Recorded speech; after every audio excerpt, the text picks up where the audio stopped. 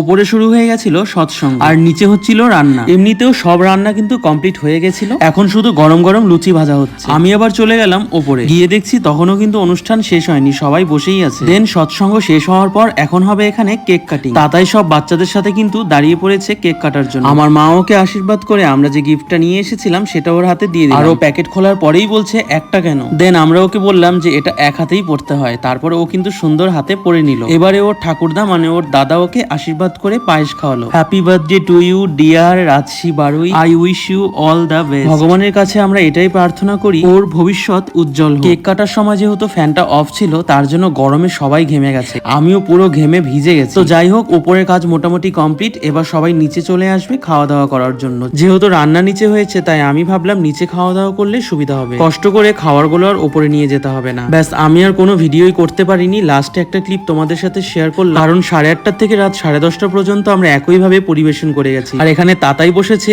ওর বন্ধুর সাথে খেতে, তারপরে তাতাই বসেছিল গিফট আনবক্সিং করতে। কি পাইছো বলো? ভিডিওটা এখানে শেষ করছি, ভালো লাগলে অবশ্যই ভিডিওটা একটা লাইক করে দিও।